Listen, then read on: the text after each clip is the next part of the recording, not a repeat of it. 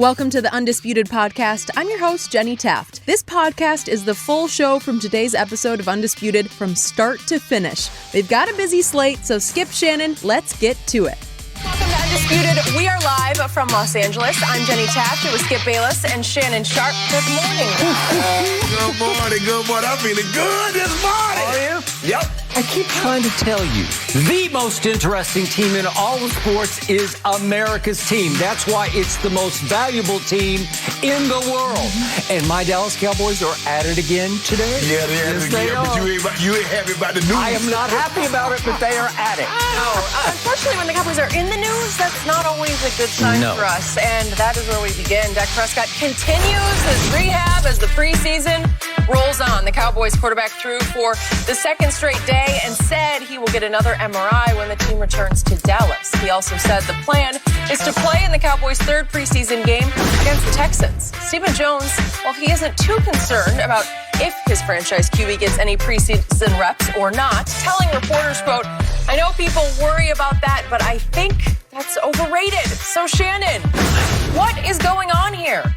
Skip, here's the thing. They fought so hard because the players were trying to cut the preseason out. The NFL owners fought so hard. We need preseason. Now it's overrated. Good point. Okay, Skip, but here's the thing.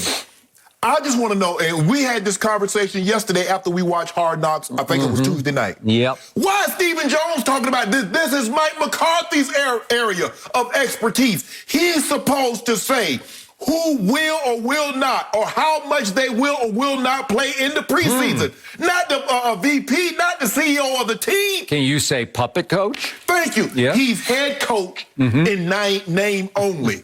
Because here's the thing. He has no say in the final 53. He has no say in the draft. No. He has no say in free agency. So the only thing he is the head coach. I'm the head coach of the Dallas Cowboys, but I don't do jack nothing. Well, he has to say when he gets to deliver a motivational speech, and Shannon Sharpe says, I don't want to play for that guy. That was nothing. So for me, I don't get, and I can just take it from me, Skip.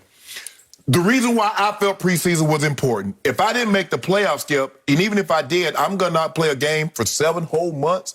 I was a rhythm. I was a cadence. Get my breathing down. Get my timing down. Got it. So I'm just going to go into the game. So you want Dak Prescott to just go in a game against JPP, Shaq Barrett, and Ndamukong Suh, Vita Veda, those linebackers, Levante David, and that monster in the middle.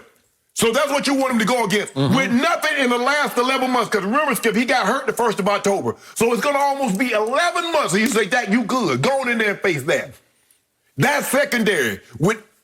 And I saw him throwing that ball, Skip. I saw him throwing it. That was soft toss again. Now, that was with a football, but that was soft toss. Yep. You can't play a regular season game with throwing the ball like that. And before I turn it over to you, if everything's okay, why is Dak getting another MRI? Good question. Normally, if everything's okay, the doctor don't say, well, go get another MRI. After you've already had an MRI and you're progressing as well, because they say he's going to miss a couple of days. If I'm not mistaken, he missed somewhere between 7 and 10 days. And now, he's progressing just fine. But we're going to get an MRI just in case of what? Did he feel some discomfort? Is it not progressing as well as you? Because I know what you try to do, Cowboys, because the Cowboys released this. This is not some source says Dak can get another MRI. They released it because they're trying to get ahead of the story, because if the source released it, they're going to cause alarm. So what they're trying to do is to calm it down. We're going to put it out to let you know we're not concerned about it. But you are concerned. I can assure you, anytime someone gets an MRI, there's a level of concern. You just don't order MRI. Doctors just don't order MRIs if everything's okay. I think you and the Cowboy faithful are starting to become very alarmed. Mr. Sharpe, for once, you have me backed into a Cowboy corner. I love it. Because I cannot disagree with one word you just uttered from your Hall of Fame lips. Okay, let's start from the start. Okay. Let's start with my man, Dak Prescott, who I said yesterday can be so guarded and so evasive in interviews. Yet yesterday he did an interview in which he divulged. He was the source of this. I'm going to have another MRI when we get back to Frisco or to Dallas, right? Correct. When we go home, which will be after this Friday night's game, which is at Arizona. They're on their way home, so it would be Monday back in the Dallas area. He would get yet another MRI. Okay. This is the same Dak Prescott who in episode 1 of Hard Knocks, you saw it, he bragged about how he kept his second surgery from the media. Right. We didn't even let that get out. Right. That he needed a second one that caused a little wishbone of a scar because he's got 2 slits, right? Leading into one. Right. Because they had to go back in a second time to, I don't know, clean it up a little more. It wasn't healing. I don't know exactly what happened, what went wrong, but it wasn't a good thing that he needed a second surgery when already he had a career-threatening ankle injury, to your point, that has kept him away from football for far, far too long, especially when you play the key position in the sport, which is called quarterback. Correct. So it comes from Dak's lips yesterday that sends out the 5-alarm fire that hits the internet like, uh-oh, he needs another MRI. Now, I could argue that this is just part of the recovery process. You could argue, and you could make the case that, okay, you need one more, which is a 3D soft tissue picture, just so you could go in there and make sure that the either torn lat muscle or strained lat muscle is on the mend or maybe 100% completely recovered, just so you know for sure what the pathology is under the surface when you take away the guesswork, right? Okay.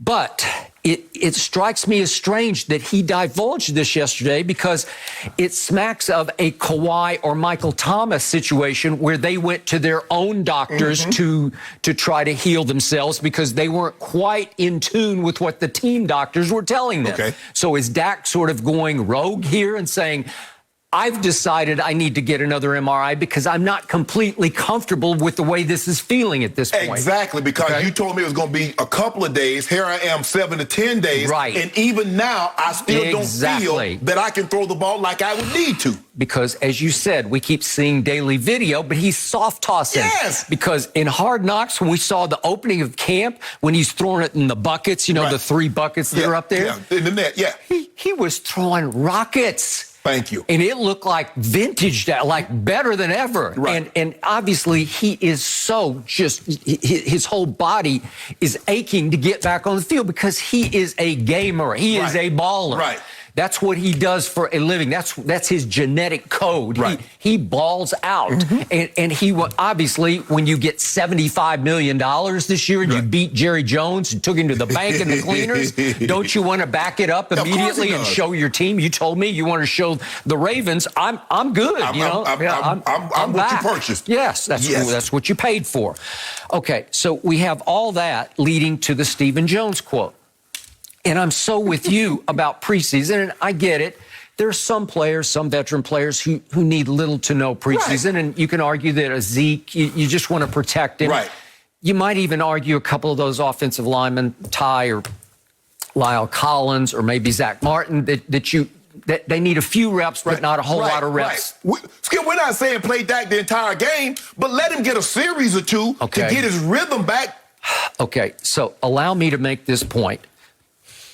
Who is the greatest quarterback who ever played? Well, I think we finally agreed that it's that 44-year-old who is now running arguably the best offense in pro football for arguably the best team in pro football. And I think you've even seen the light. You think they're the best team, right? Yes. Okay, so what does Tom Brady do in the preseason? What has he done if you just look back over the last 5 or 6 preseasons, what is his MO in the preseason? He plays football. Yeah, he's always played. He just plays. I look back at his, his last 5 years in New England. Right. Was this Belichick or Brady? In this case, I believe it's Tom just saying, hey, I need reps. Right. He averaged playing a full game in the preseason where he would take 2 games and play the whole first half. Right. Now, you got to play your starters if you're going to play your quarterback. You definitely got to play your starting offensive line. That's what I'm saying. You get backup receivers, but you got to have your starting line. Think about this. From ages 37 to 42, his last 5 years in New England, he averaged playing a half and a half, 2 preseason games for 5 straight years, from 37 to 42. Right. And the key one was 2018, the last time New England won the Super Bowl when they beat the Rams, remember, in what was a hard game to watch, in Atlanta. But they got there, right? They got there and won the game. In that preseason, Tom Brady played in 2 games and played the entire first half. And I'm just going to give you the numbers just quickly, just to show you how much he was playing football. He was against Philly in week 2. He was 19 of 26 with 2 touchdowns and no interceptions. So he threw 26 passes. And then they went to Carolina. And I watched this whole first half because I was in awe. He was still in the game up to halftime. That's a long time for your starter to play, right? He was getting knocked around in that game, and it was getting dicey and dangerous, and he threw 18 passes in the first half. Right. Why does he do that? Why does the greatest quarterback ever play that much in the preseason? Because he knows he needs to establish rapport with his Shannon Sharpe, right? Yes, it's time. Skip, that position it's all is timing. all timing. It's all timing. It's connection. It's rhythm. It's vibe. It's, I know where you're going to be. Right. I have chemistry with you. Right. And the only way to get real chemistry is under real fire. And it's not even real fire, but it's better than campfire, right? Correct. Okay, so that's what Tom Brady does, and they have already announced they're going to play their first game against Cincinnati at home on Saturday night. And Bruce Arians said, well, he's at least going to play a series or 2, and that's their first preseason game. And that's normally how it works, Skip. You play a series or 2, then you play a quarter, maybe into the second quarter, then you play to the half, or maybe a series in the third quarter. That's normally how it works. Then your starters are done for the rest of the game, and you don't even play the 4th preseason game. But you've gotten some play under your belt. So help me out here. To your point, Dak Prescott made it through 4 full games and then a part of the 5th game last year. So that's effectively, we'll give him those 5. So that means 11 games he missed at the down the stretch last year. And then in the first camp padded practice this year, as we saw in Hard Knocks, he strains his arm. An injury I've never heard of before. And we both said you hear about tired arms or dead arms in camp, but you don't hear about pulled muscles. Lat muscles, no. Nope, I've never heard of that one before. So it's a little strange, and you made a good point yesterday. Is it possible that his lower half he's just not comfortable turning into, and so you just kind of arm throw it until you finally arm throw it until something goes? Maybe. Okay, I give you that. So now to your other point, Stephen Jones is trying to say, I'm going to read the quote here. He says, I just think Dak Prescott knows how to play the game of football, and whether he plays a series or 2 against Houston isn't going to affect how he's going to play in the opener against Tampa. That opener happens to be on September the 9th, which is a Thursday night, which means it's the solo opener for the defending champs at home against a defense that I'm going to remind everybody caught fire in the postseason. Todd Bowles' defense caught fire. Yeah, and they're going to want to show that wasn't a fluke. This is who they actually are. So Devin White, that monster that I was talking about earlier, he going to be chomping at the bit. Okay. And everybody came back. Shaq Barrett, you can argue, you thought he was gone, but you can say he took a little bit of a hometown discount to stay and show that we're going to run this back, right?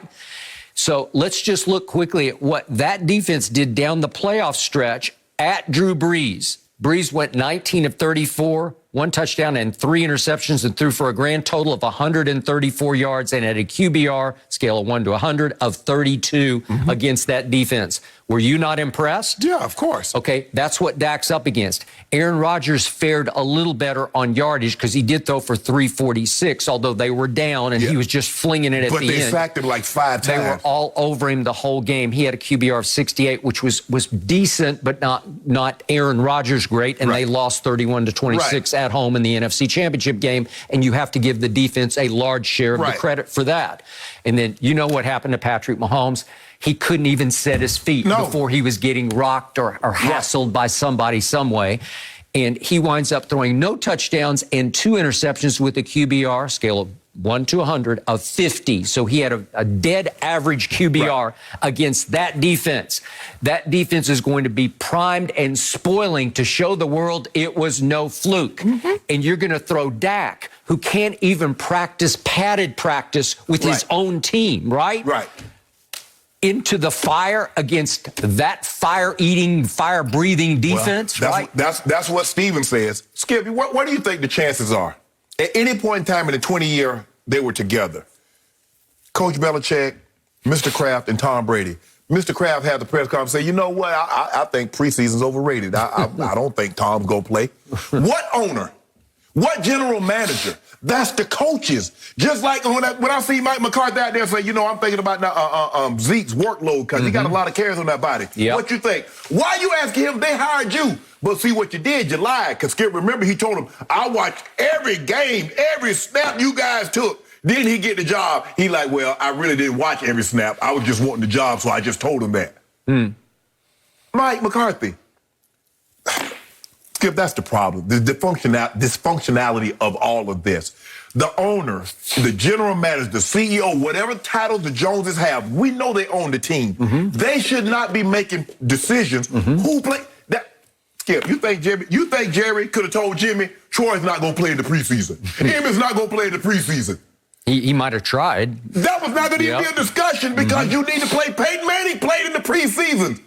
Even after he came out the neck injury. Skip, you got to get a rhythm. You got to get timing. Maybe some defensive guys because it's reactionary. Okay. You don't need it. But a quarterback, it's hard for me to see a quarterback not needing some repetition, especially after he missed basically the entire previous season with an injury. Got it. So to continue this disgusting dysfunction that you speak of, when Dak uttered MRI in his media session yesterday, it forced Cowboys Twitter Forced him to do it. into scramble mode. Right.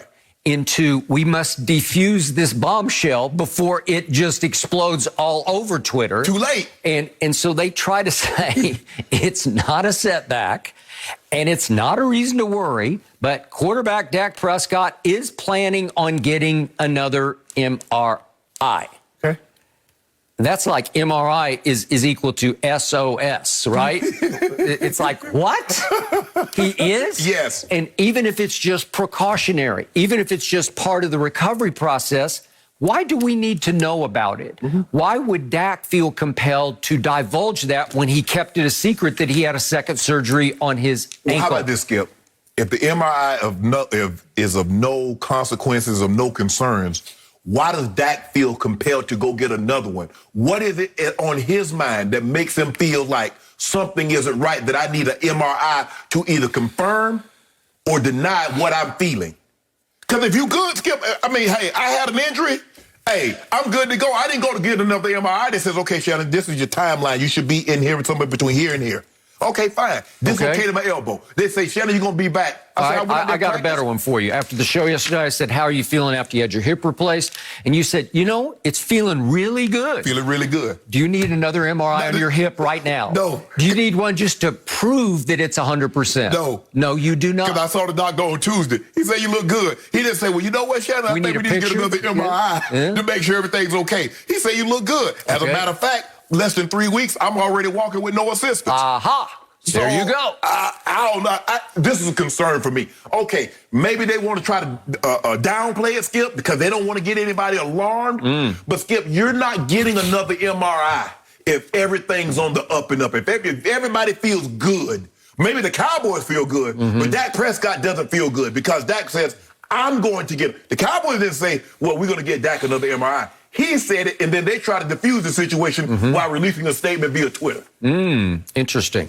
So why am I most concerned about this? Well, obviously, I have bet you some innumerable cases of Diet Mountain Dew that my team will at least win the NFC Yes, Least. you have. And by the way, we're going to get to see a couple of members of the Least on display tonight because you got your pick, Washington playing, and then Phillies playing Pittsburgh.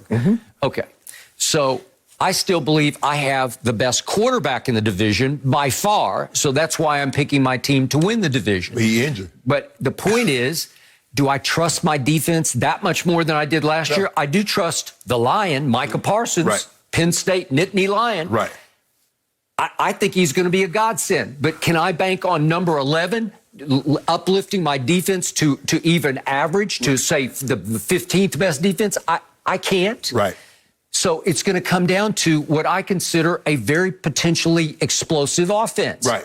Well, the key position is the guy who throws the football. Yeah. And I've never said that Dak Prescott was John Elway or Patrick Mahomes or Tom Brady. Right.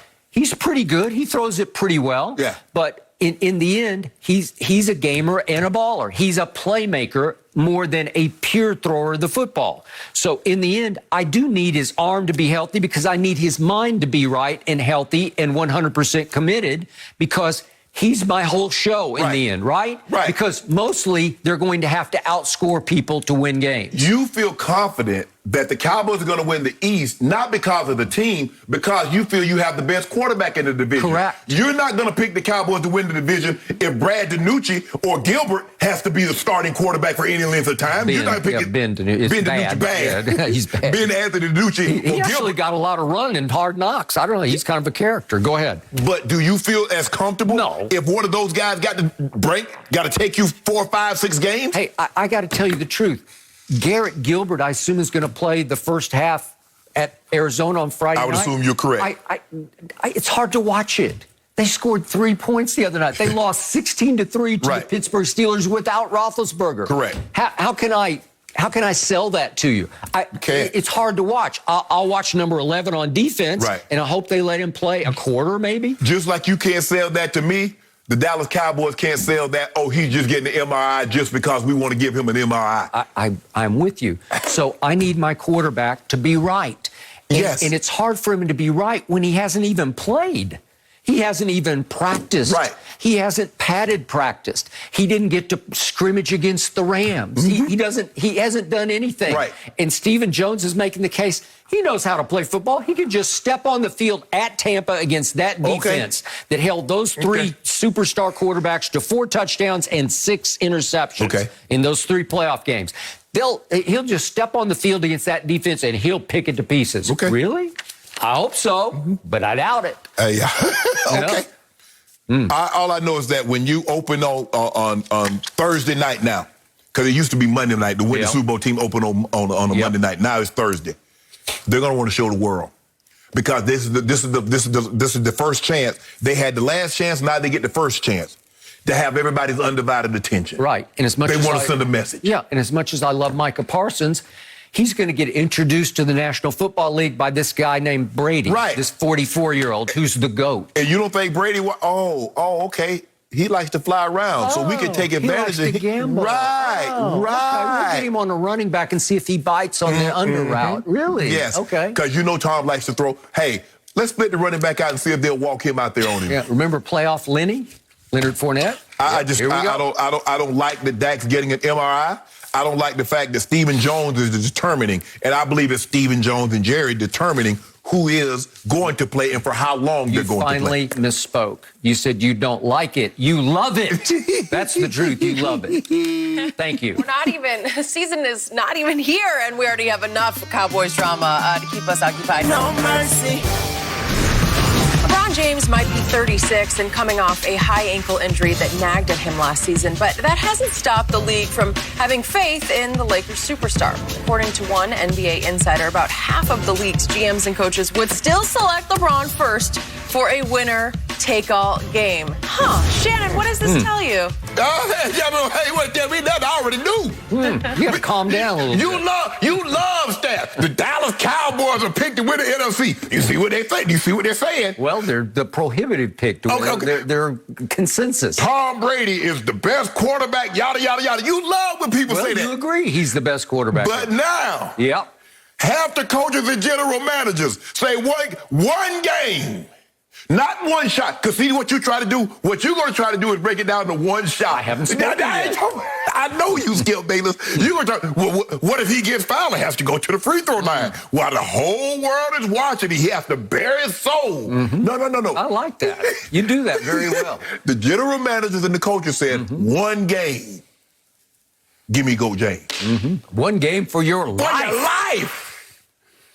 Like, when he called that Tiger Woods shot on 16 when he won that shot. Have you ever in your life? Vern Lundquist. Yes. Have you, Skip, have you ever? Do you realize that LeBron James has the highest Game 7 scoring average? He's averaging 35 points, 10, and 6. That's what he's averaging. He's won 6 of his last 7 Game 7s. He's been in 8 of them. 6 of his last 7, he brought the bacon home. He brought the bacon home. Your guy, I ain't gonna even call.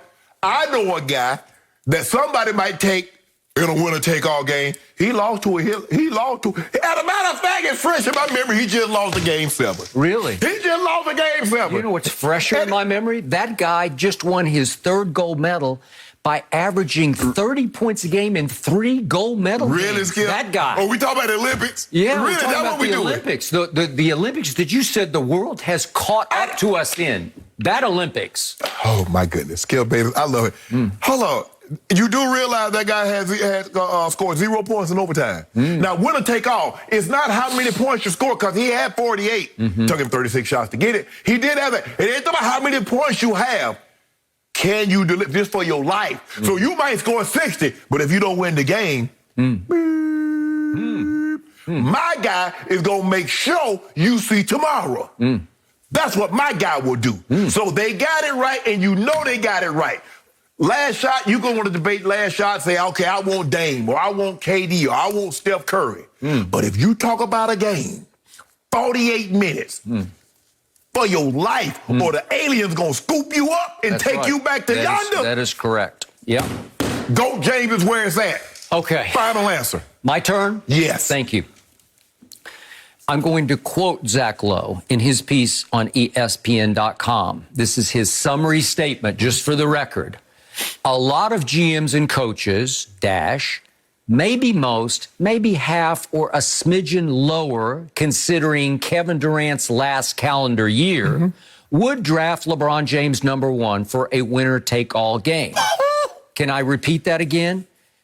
A lot. He didn't say all. He didn't say 2/3. He said maybe most. Then he backtracked slightly by saying maybe half or a smidgen lower, considering Kevin Durant's last calendar year. Yeah.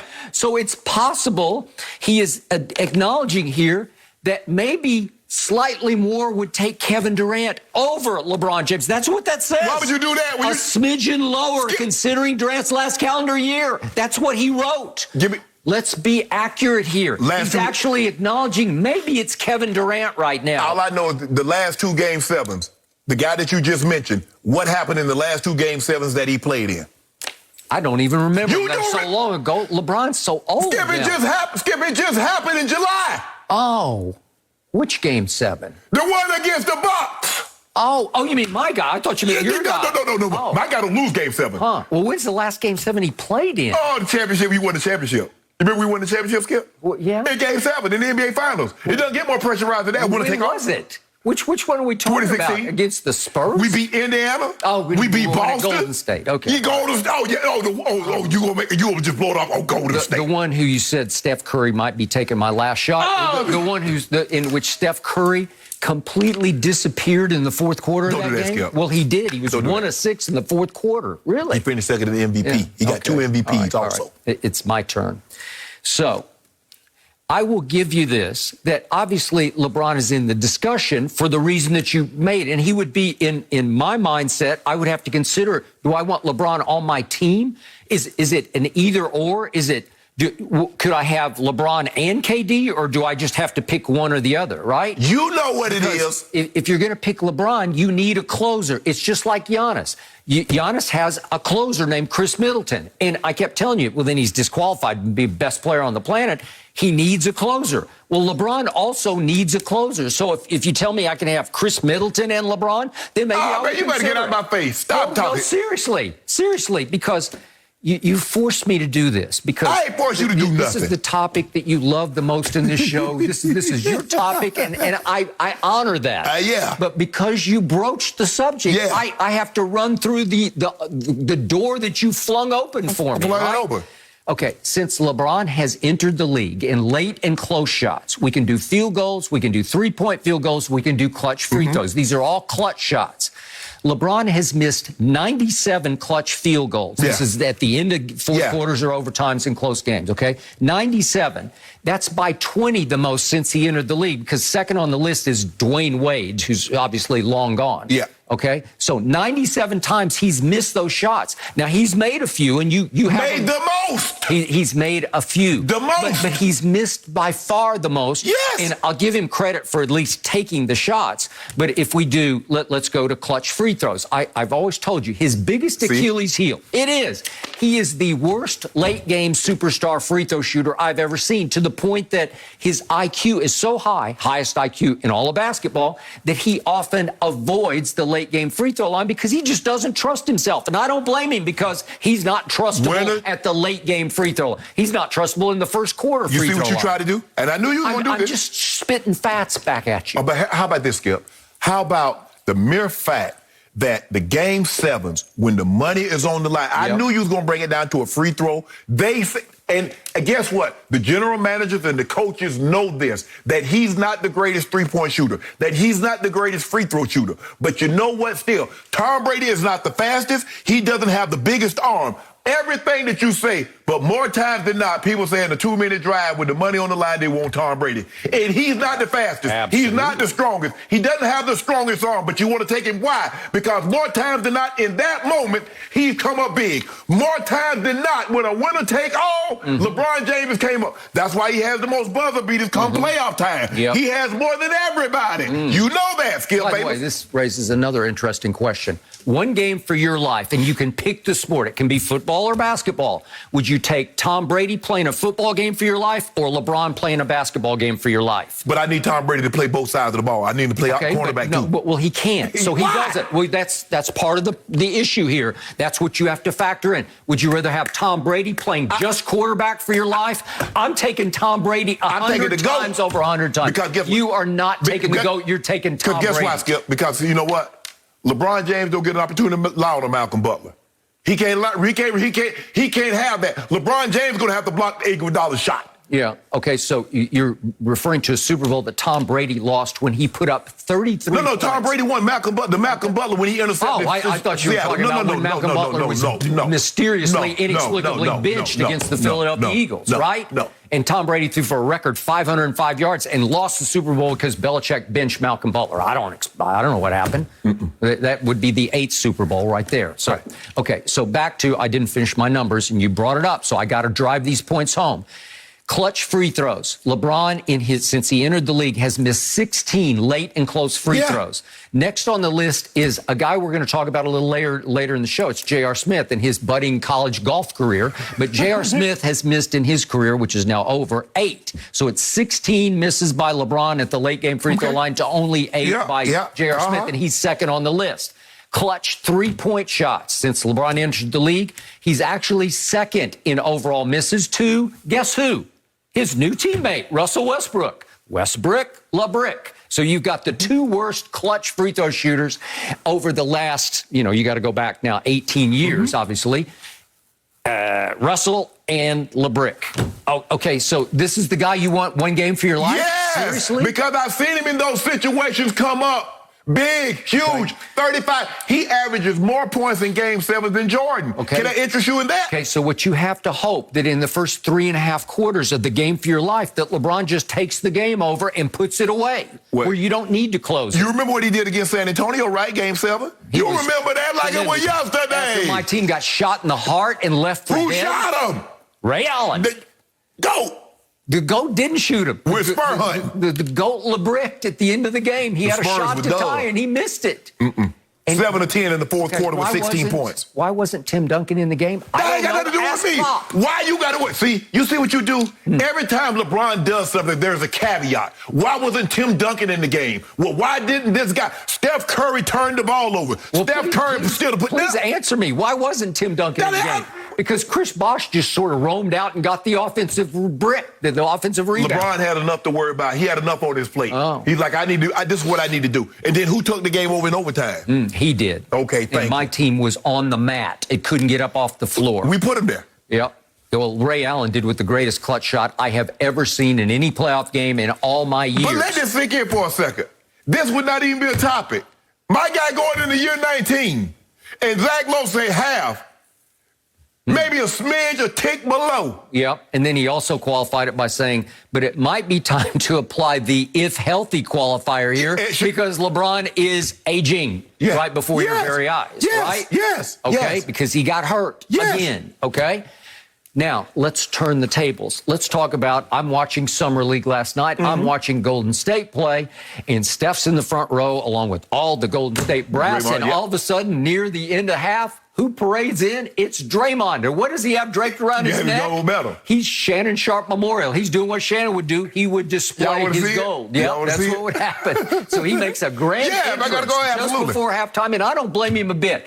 He proudly was displaying his gold. Yes. Help me out here. Who was the biggest reason that Draymond won his last 2 NBA rings and 2 gold medals? It was KD 4 times. Yes. And ironically, the bottom line painful irony here, or maybe it's the amusing irony, was that it was Draymond who clashed with KD in that game at Clippers. Remember that game in the last year had been 2018 or 19? 2019. Yeah, 2019. They got into it about who was going to bring the ball up the floor. And Draymond got so upset that he called Kevin, according to multiple reports, the B word on the bench. Yeah. Now, they have made up, and they seem to be they seem to be great buddies now. Right. Okay, I got that. But you know how Kevin is. He'll sort of forgive but never forget those things. But there was a reason that sped his exit from Golden State, and that probably started it right there. Right. And then the whole Steph issue, you know, I'll never be bigger than Steph. Right. And remember, Bob Myers said something at the parade. We might, we might. Yeah, we might offer him a contract or something like that. Yeah, and you could see Kevin like, really? Okay. That's the guy that Draymond fled into the parking lot after they blew the 3-1 lead to your guys, your Cleveland Cavaliers, and you've brought it up on the show 100 times that he called via cell phone from the parking lot. He calls KD and says, please come save us. We need you. But KD had already known it. KD knew his phone was going to go off. He watched it. Okay.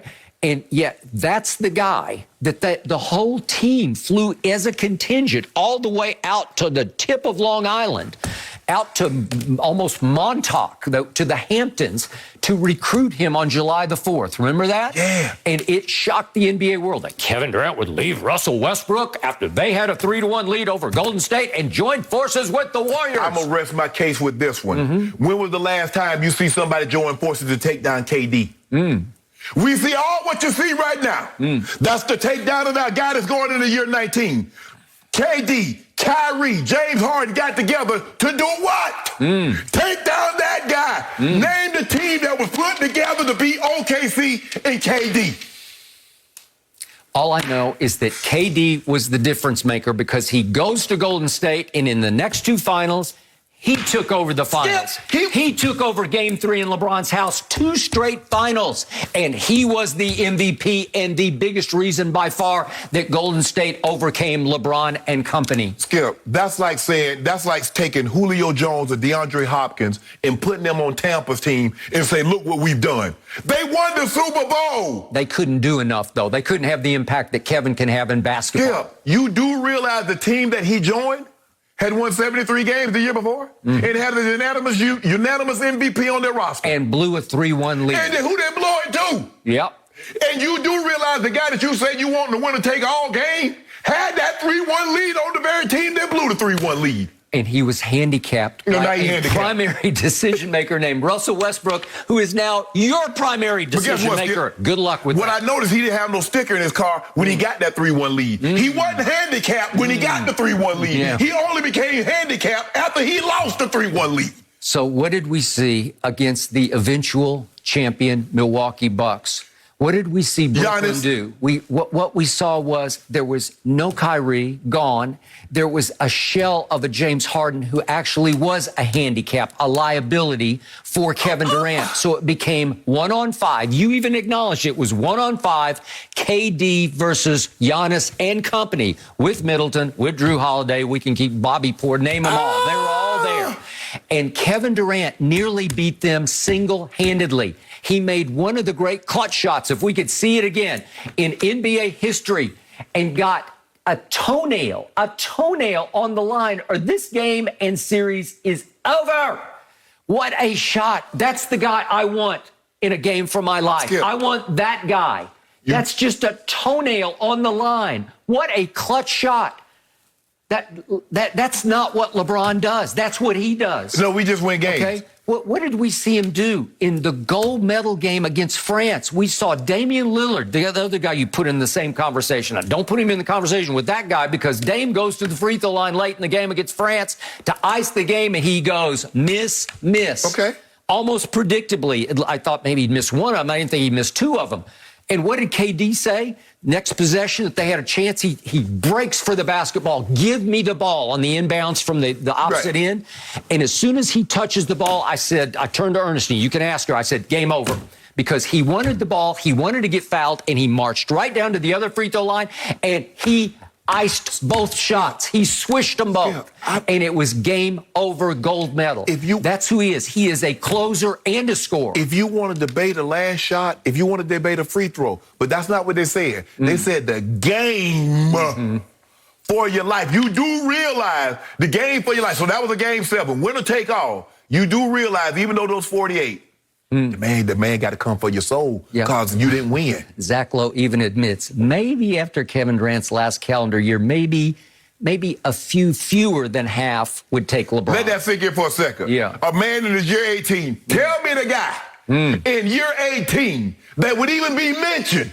Would Karl Malone in his 18th season, was he mentioned? Was Kareem in his 18th season mentioned? Name somebody else that played. Robert Parrish, Vince Carter. No, they run his score. So Kareem and Karl Malone, those were the two great players. Were they even thought of saying for a game for your life? This man is in year 18, hurt. And they say, you know what, if he's healthy, I want him. I want him. Tom Brady is 44 years old, and I want him. Different sport, Skip. Okay, but I told you, if you just say any sport, I want the 44-year-old. 44 years old, and I want him to save my life. And if it's basketball and basketball only, I want, how old's Kevin? 32, I guess? Probably 32. Yeah. I want that 32-year-old. I'm sorry, it's game over. He is the best player on the planet.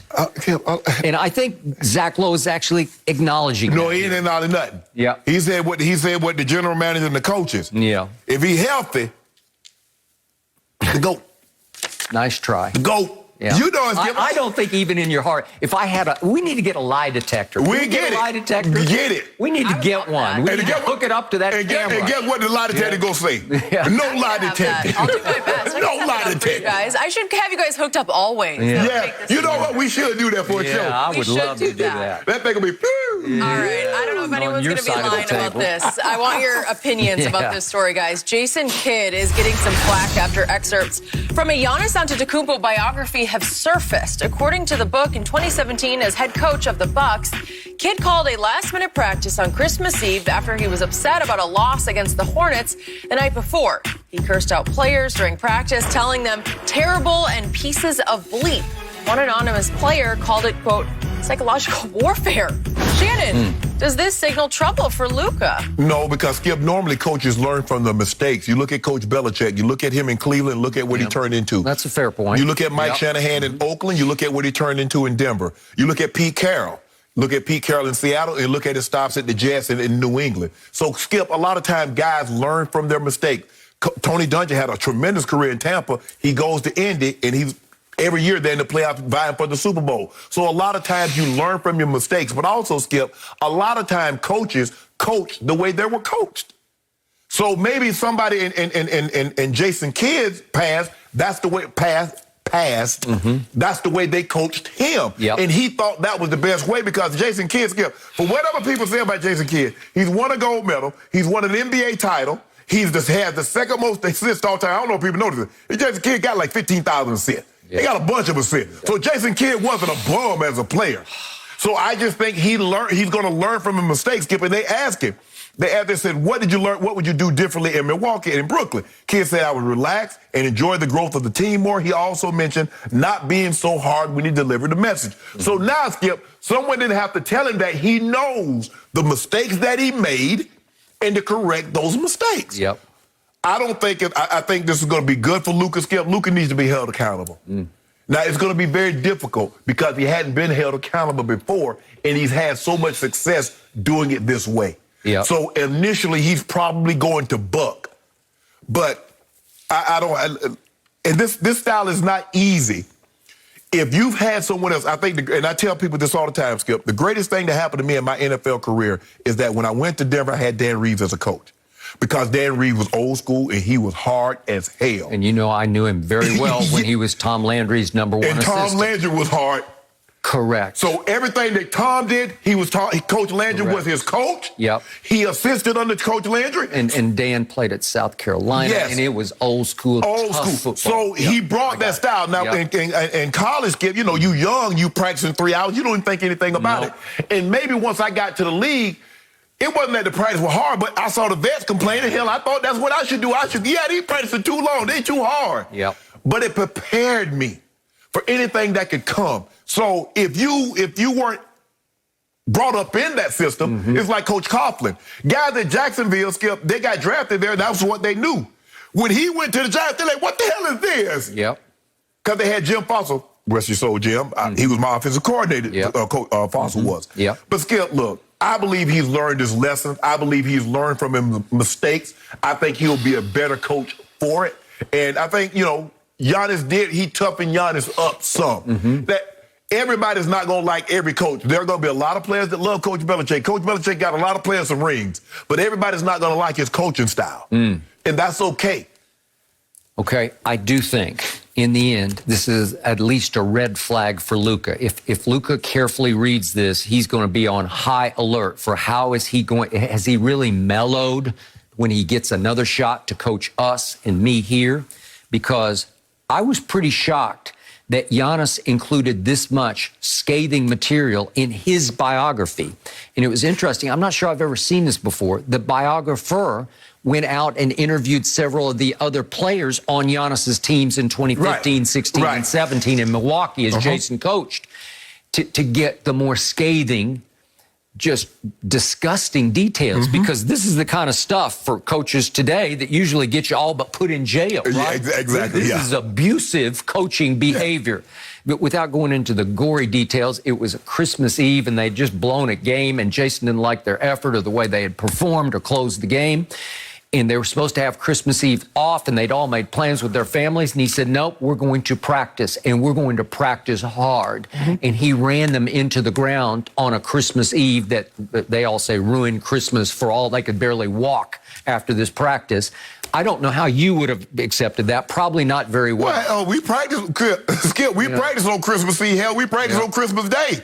Okay. But football's different. You know how coaches talk to the players in football. You've been around it for 40 years. I know, I got it. But there was one player, a backup big man named Larry Sanders, and the Giannis book goes into glorious details about Jason calling him a piece of you-know-what and a terrible player and running him into the ground. And they're quoting Brandon Knight, who's still playing in the summer league as we speak, about how he'd never seen anything like that before and hadn't seen anything like it since Jason Kidd. And yet... So is that why he's in the summer league? Because Jason Kidd ruined it? That's a fair point. Even Giannis talks about one incident where Jason accused Giannis of blowing a defensive assignment, and Giannis said, no, it wasn't my fault, it was his fault. And after they reviewed the game film at halftime, he was exonerated. It wasn't Giannis's fault. Right. And Jason Kidd was still so mad at him, he benched him for the entire second half. Now, to your point, Jason says, I've learned my lessons. The building has to be fun. Right. Well, those teams weren't terrible. They didn't just completely quit on Jason because they made the playoffs 2 of the first 3 years. It was decent. It was good. And then Giannis credits Jason for, quote unquote, pushing him hard. Right. That made him a better player. And he also started using Giannis a little bit at the point so he could get him more in the triple-double mode, because he said, you can pass the basketball. Right. You know, let's make you an all-around player. Right. You're not just a post player. So Jason, he credited Jason for help toughening him up, making it, but then the same breath criticizing. Well, I don't know why you would include all of this in this book. It's a little, I'm not going to say it's out of bounds. It's just, it's highly... irregular. Right. You know, you just don't see this much. Right. But at least he comes out of with the positive notes. I credit him for helping. Because normally, Skip, you guys write a book, it's years past. Yeah, it's not so close. I know. It's now. Right. And Jason Kidd is like, still here. So normally you get down the road a little ways before you write a book. But think about it, Skip. The guy just won a title, 2-time MVP. It might not get any harder than what it is right now. Riding high. The iron is hot, and he struck. Yeah. Okay. So now we fast forward. So Jason gets another job, and it would have been interesting. What if this had come out during the coaching search? Would Mark Cuban have paused a little bit? But I would like to think that Cuban knows J. Kidd's personality. He's been there. Do you think Mark was completely aware of all that transpired in Milwaukee? Maybe. Yeah. I know Jason Terry. We've had Jason on the show, and he's talked a little bit about how rough Jason Kidd was, and maybe Jason, who obviously won the championship with Mark, maybe he's filled his ear with Jason. But you have to understand, Skip, J. Kidd came up in the 90s. He came up with that old school hard basketball. Totally agree. But I think Jason Kidd being around LeBron, being around Anthony Davis, having bona fide superstars and understanding how you have to talk to those guys, it's a different era. It's a different time now, Skip. Okay. And so the things that you said and the things that you did back then is not going to be tolerated now. All right. So now he is coaching maybe the ultimate diva young superstar in this sport. His name is Luka. And Luka can be difficult because Carlisle and Luka clearly clash. Yeah. And Luka didn't like however hard Carlisle was trying to coach him because Rick is pretty old school. He came up the hard way, the tough way. He came up in the 80s, a little championship Celtics, Celtics. right? Yes. And so I think Rick learned you push a little bit and he's just going to push completely back. Right. Right? He thinks he knows it all because he does know a lot and he has high IQ. Well, yeah, because think about it. Mark Cuban says, Rick Carlisle's our coach. Rick Carlisle said, no, I'm not coaching. I'm going to Indiana. Correct. Okay. So Luka, I think, is very difficult to coach. Yeah. Luka will pout on the floor. He'll occasionally pout on the bench. Yeah. I'm not taking anything away because he has great potential and he's realized a lot. No, he ain't got no potential. He's showing it. Ain't no potential there. We know. We know what it is. Now, can't shoot. Old baby bird. You mean maybe bird? Yeah. Baby. Okay. He and his new coach will have one thing in common. Neither of them could shoot because when I was covering Jason in Dallas, I nicknamed him Ace Kidd because there's no J in Jason. But guess what? Right? Win. Jason Kidd won. Yep. He did win. He didn't win in Dallas, but he won. Yeah, he won in Dallas. He won a championship with Dallas. He came back with Dirk. No, when they came back. When he came back with Dirk. I'm talking about when I was covering him early. Yeah, right. No. He was rookie of the year. He and Grant Hill the only time they've been co-rookie of the year. Yep. Remember, Skip, he led that New Jersey team. He did. They got to the final. No, he was a winner by nature. I agree. So listen to him. Yeah. He know what he's talking about. Okay, well, he does. But do you really think Luka's going to carefully listen to him and absorb and accept everything that he tries to coach and teach? Because I don't think so. Well, Luka, you want to win? Are you trying to win or you just want to get these numbers? Okay, I mean, because you're sensational. But at the end of the day, there have been a lot of sensational guys that didn't win, that don't get the credit that some of the guys that's less talented and less fortunate get more credit than because they won. The choice is yours. Now, you're going to, oh, man, look at those stats. But what made Larry Bird exceptional? Larry Bird won. All I know is that Luka in 7 fourth quarters against the Clippers in the first round this year made 30-something% of his fourth quarter shots. That's horrible. So can Jason Kidd correct that? I don't know. Can you teach that? He's going to need some help. Yeah. But the first thing they need to do is get rid of Porzingis. Okay. Well, so the first time around that they lost the Clippers in the bubble, all I heard was, well, Porzingis was hurt. And now you're telling me that Porzingis was healthy, but he was a liability. Well, he was pouting. Oh. I mean, you read the stories. He pouting. He don't like Luka getting all the shine. He want to shoot. Well, he didn't get to shoot. His shots fell off by 6 from the regular season. How many did it fell by?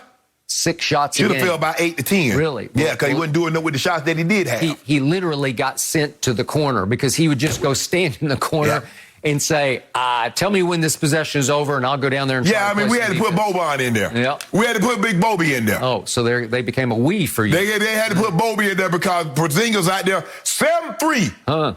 And he act like he Dame Lillard. I wonder if Jason could be the difference in getting a 2-0 lead and a 30-11 lead on a Friday night game 3 at home. Maybe Jason Kidd can show them how to close that deal. Well, I want to know who had that 3-1 lead. Against the Nuggets. Up 19, 16, and 12. Okay. Who did that? Well, they had a different coach this time. Oh, that the coach. Well, they did have a different coach, and what happened? It died the coach. They came from 2-0 down, and then they were 3-2 down going back to Dallas, and they came back and won it in 7. Ty Lue, And then what Come on happened? down. They let old closeout Chris, 36 years old. Wash him. Kawhi was hurt. Washing him. I want to move on. Remember that old wash Even boy? Shannon Sharpe said if Kawhi had not been hurt, Clippers in NBA Finals. Shannon said that on television. I don't know. You probably didn't have the old, but you remember those old wash scrubbing boys. I know you remember Skip Bayless. They had a lot of them in Oklahoma. Yeah, they my did. grandma, and my great grandma had one. So I know that's what closeout Chris did to your team. Did it to him. That's what he With did. no Kawhi, it's pretty easy to do that. I like that you Come on, pulled come on. that. All I had was playoff P. You had Reggie Jack, Marcus Morris. Yeah. No mercy.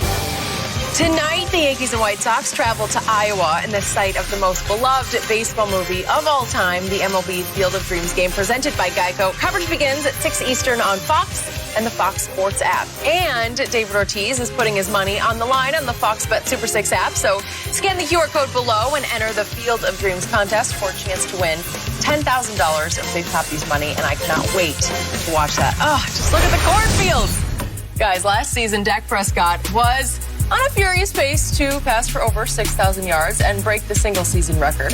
When asked if he'd be chasing that mark again, Dak said he wouldn't want to throw for that many yards, adding, quote, "That means we're not running the ball. That means we're not probably doing the things we need to do to be balanced, to be a winning team." Shannon, do you like his answer? I love the answer. He's absolutely right. Dak put up a lot of empty calorie stats. And you just look at it, they fell behind by a lot. Last year, Dak was leading the league in passing yard when his team was down by at least 2 scores. Skip, nearly half of his passing yards came when they were down by at least 2 scores. Now, that lets me know that here's the thing, Skip. Now, he's going to throw for some yards because you just gave this man $160 million, $75 million alone this year. You drafted C.D. Lamb when you really needed a defensive player. So that tells me you traded a first-round pick 3 years ago for Amari Cooper. Yep. So you got what you equivalent of 3 number 1 receivers. You got a $160 million quarterback, and you think you about to turn around and hand the ball up to Zeke 30 times a game. That's not happening. But they do need to be balanced. Now, a lot of that's going to be predicated on how well your defense plays. Because it seems to me, because they always get off to these slow starts, and you blame Jason Garrett on that, remember? Or they don't seem ready to play. And the same thing happened last year. And before you know it, Dak is having to throw the ball 45, 50 times a game because they're down 14. They're down 17, 21 points. But no, Dak should not want to have 6,000 yards. Only Peyton Manning really threw for those many yards. Tom threw for, I don't know if Tom had 5,000 that year. Maybe, I don't think he did. But when you throw for that many yards, Skip, you're normally behind. When Peyton broke the record, Skip, they were 13-3. But Dak, you see what Dak was doing. What did the Atlanta had him down, like 39-20? Seattle had him down bad. Cleveland had him down by a big number. So, no, he should not want that. I understand. They're going to try to get Zeke. Zeke does look, and I will give him credit. He looks like he's in the best shape of his life. He looks better than he did coming out of college. But I just don't know if a running back can recapture once it starts to slip away. And this is an aging offensive line. Skip, they're not 40 years old, but they've had a lot of collisions on those bodies because they were such a run-dominant team for 6 or 7 years. Even before Dak got there, Skip, they relied on DeMarco Murray running the football. So for me, I'm not expecting a big bounce-back season by Zeke. I think he'll be better than what he was last year. But Dak answered that the way he should have answered. Hell no, I want 6,000 yards. 6,000 yards means we're behind a lot, and we're probably going to be losing those games. Okay, is it possible for a quarterback to throw for 6,000 yards for a dominating team? Sure it is. Yeah. No, I mean, if you are John Elway or Dan Marino. Yeah, Marino did it. Yeah, they was 14-2 and Marino threw for 5,000. Okay. Have I ever put Dak, or let's even do Aaron Rodgers or Patrick Mahomes. Have I ever put Dak in that classification? I don't. I love him. I loved him from the start. I told you the first day we ever did this show back in September, was September 6th of 2016. I told you I watched the second preseason game out here against the Rams, and I said, that kid can play. Because gamer, baller, playmaker, a very good thrower, but I never said he's a great thrower of the football. But, Skip, the numbers will be a little bit more inflated because you got an extra game. Okay. So I know, I got that. But what we're talking about here is upside down, because to your point about empty calories, I'm going to use my least favorite stat in all of sports right now. Dak Prescott in his last 17 starts for this franchise is 6-11. It's obviously not all his fault because the defense has been deplorable. It has been abominable. Right. It has been historically bad, and it was last year. But Dak gets off to slow starts too. So as you always tell me, every time we go back and forth on a Monday morning on this show, did he get the football? Yep. Yeah, he gets it half the time. Exactly. He gets his shot, right? Exactly. And he's not doing anything with it because they're falling almost hopelessly behind. Correct. And that's what happened in those first 4 games last year, although the first game was it Sunday night at the Rams out here at SoFi. It was the first game at SoFi. He was very good in that game, and they lost 20-17, and I thought he got a horrible call. You tried to take the other side of it, but you were wrong. No, it was You saw the man he stands. Michael Gallup did that. Push off because it was Jalen Ramsey was all over him to start with, and they were just hand fighting down the field, and they throw a reputation flag. They gave it to Jalen Ramsey. And it changed the game because the game is about to be at least tied at 20-all. Maybe it's overtime. And they just went down the field and scored on the defense. But we lost 20-17, and Dak was very good. Had a QBR of 81. That's on a scale of 0 to 100. Then here we go. Atlanta at home. To your point, they're down 39-24 with under 8 minutes left in the game. And it took it wasn't even a minor miracle. It was a major miracle, whatever that watermelon onside kick was, to recover that, for them to pull it out. In the fourth quarter of that game, Dak threw for 182 yards. Atlanta's pass defense last year, coached, at least overseen by Dan Quinn, my new defensive coordinator, was the worst pass defense in the history of pro football. So you want to talk about empty calories? You want to talk about fraudulent as far as a record start goes? It's completely misleading because they pulled it out 40-39 and they really didn't deserve to because they got basically blown off their home you remember field. what Tom Brady did to that defense in the second? Twice, because he had him. You remember they had 0 points in the first half in Atlanta, and then he threw for like 300 yards. He torched them 2 of the last 3 games. Their division rival Atlanta Falcons. That's your DC now. Okay, then we go to Seattle. At Seattle, they end up losing 38-31, but in the middle of the third quarter, they're down 30-15. Well, here we go again with these slow starts, and I'm saying, meet the new coach, same as the old coach. And what did you criticize? The harshest off Hard Knocks was the attempted motivational speech by Mike McCarthy. It was lame. It was forced. Now you see why when they're down at halftime, they can't never come back. Okay, with that, how am I going to get motivated to do that? Who's going to respond to that kind of talk, right? Okay, so here we go again at Seattle, but in the fourth quarter, he throws for 150 more yards, and they came back and actually had a chance at the end. And Dak threw kind of, it's almost a Hail Mary throw, and it got picked off at the end of the game. And remember what Jerry did on his radio show, I guess it was 2 days later? It sounded like he was taking a little shot at Dak because he was saying, those are the kind of plays Mahomes routinely makes, where he spins out of trouble and finds somebody in the end zone. Well, Dak spun out of trouble and then couldn't find anybody. And then he concluded, Jerry did on his radio show, by saying Romo often did that, where he would spin out of trouble and find a receiver, and it felt like shot and shot. He did, right? At Dak Prescott. Okay, then we come to the clincher. They're at home against the Cleveland Browns, who weren't that great at this point. They hadn't taken off yet. They fall behind 41-14 in the fourth quarter. And guess what? He throws for 254 in the fourth, by far the most yards any quarterback threw for in any fourth quarter last year. 254 in the fourth. And all of a sudden, I read story after story right here, right now, at this moment, of people saying, Dak was on a historic pace. No one had ever thrown for that many yards in the first 4 games. And it meant what? It meant you should have been 0-4, and you were miraculously 1-3. Right? Yes. What am I supposed to do with that? So to your point, way to go, Dak. At least he had the humility to swallow a little pride and say, well, I don't want to do that again because that means we're in trouble. Oh, yeah, you throw for 6,000. Oh, you definitely behind. You behind by 21 points early. Unless you're doing what Mahomes did to Tampa at Tampa in the middle of the regular season, when I can't remember the numbers, when he threw to Tyreek. Yeah, he had like 360 at the half. Okay, well, didn't Tyreek in the first quarter have 200? Yeah, he had over 200, okay. Well, if you turn it upside down, where you throw for the... Yeah, but Skip, that's an anomaly. Okay, but if you do it that way, it works. Yeah, but they're doing it the wrong way. Right. And will Dak battle you? Nobody will battle harder in the fourth quarter than Dak Prescott will. And I'm not saying he's the most supremely gifted thrower in the history of football, but he will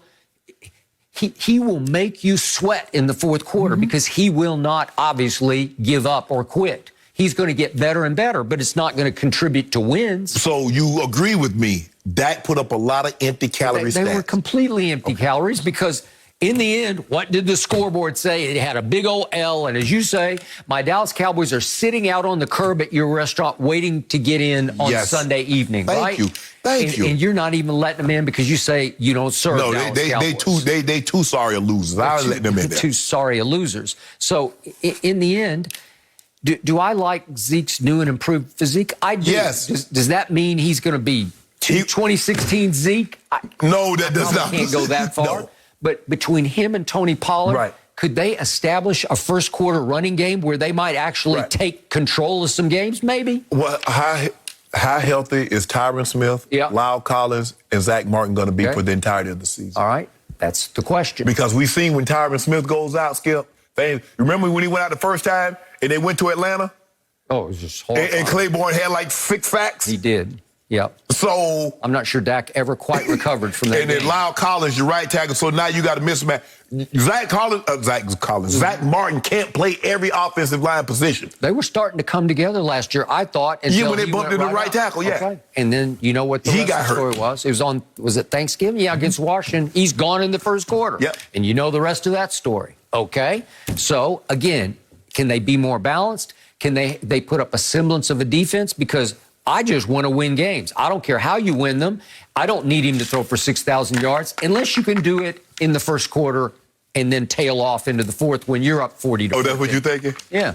I still don't believe somebody's going to throw for 6,000. I think somebody might eventually break Peyton's record of 54-60. But 6,000 yards is a lot of yards. Okay, but with an extra game, all the numbers are going to go right out the window. Yeah, we got to put caveats. Okay. We got to put caveats by that, Skip. Because it's not fair for somebody to have 17 games and break them, because if you had 17 games last year, Derrick Henry's probably going to break Eric Dickerson's record. But I did just think of this. With an extra game, you might actually have a chance to win one debate this year in the football. No. That's going to get my due back. Oh, really? Win one bet? No. Okay, I'll give you a shot. With 17 games, you might win one bet. No, I already got this. I already got a bet. You Skip. You gave me the feel. You over there feeling you like the Cowboys. Tiger Woods in his prime. Oh, I got the Cowboys. You take the feel. You just take the feel. I'm good over here. Okay. You know who the field is? It's the worst division in pro football. Yes. That's your field. You got TF, worst division in pro football. The quarterback is getting an MRI. Yeah, we need a healthy quarterback. Jerry Jones and Stephen Jones is determining who plays and how much they play in the preseason. I still think he's going to be okay. I don't think he'll be okay for Tampa, but after that, he'll be okay. No mercy. LeBron James might be 36 and coming off a high ankle injury that nagged at him last season, but that hasn't stopped the league from having faith in the Lakers superstar. According to one NBA insider, about half the league's GMs and coaches would still select LeBron first for a winner-take-all game. Fox Sports NBA analyst Chris Broussard joining us now. Chris, do you agree with this? Winner take all, one game, not one season.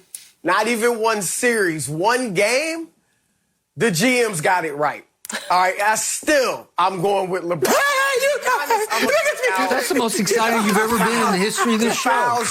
Just because Chris Broussard says that? I'm going here, and I'm going to back it up. I'm going to back it up, all right? The Giannis, I'm going to put out because of free throw shooting, and God forbid he has to shoot a jump shot. Okay.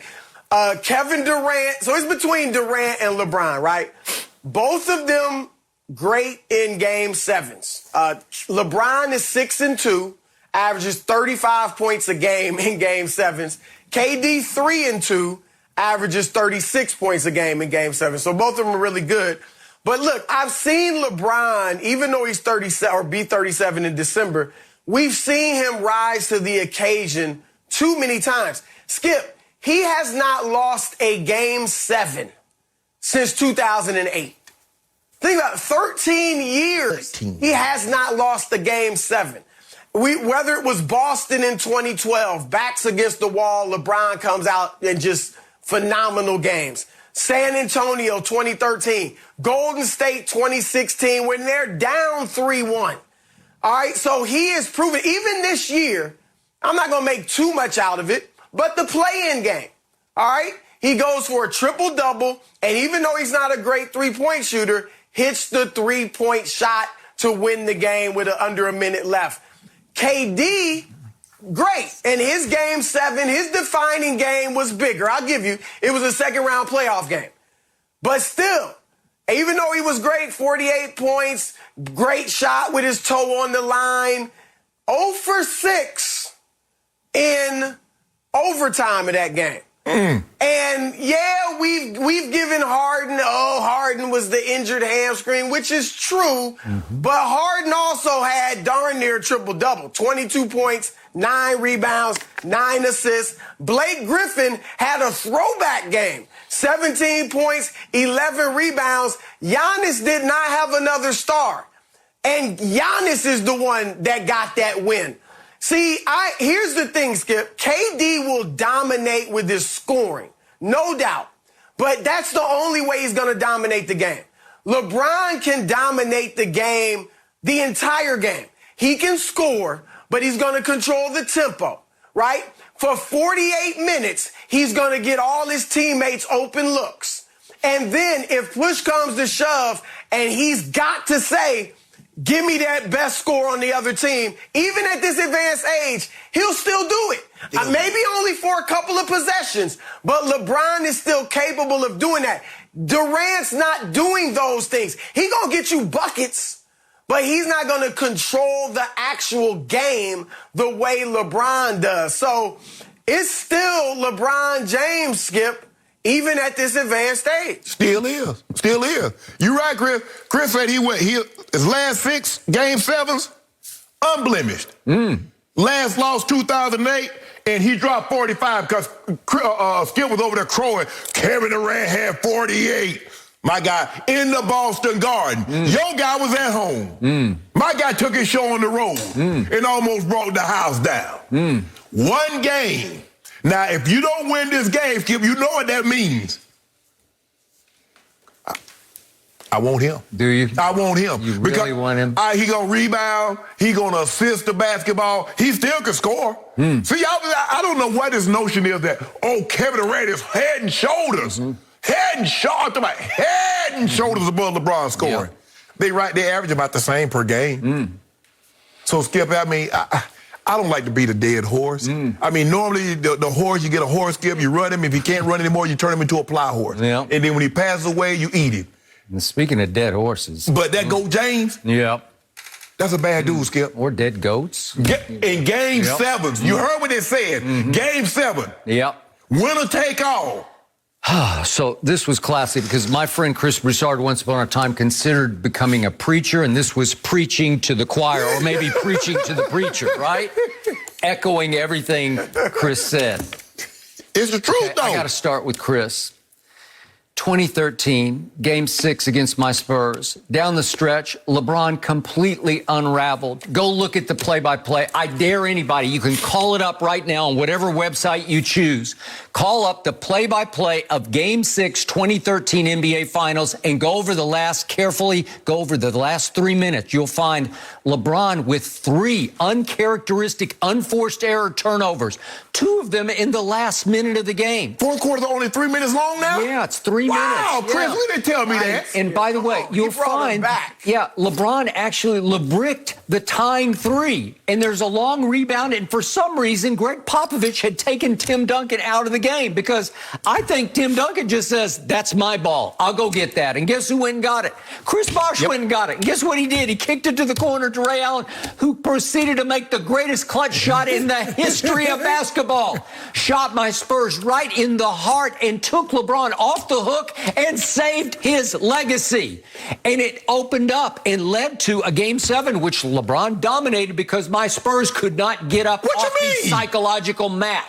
They were left for dead in Game 6 down the stretch. With Kawhi, Tony Parker, Manu, Tim Duncan, and Pop as the coach, they couldn't get up. I dare anybody to look at Game 7 at Oracle against Golden State. What year was that? 2016. Triple dub. Go look it up, please.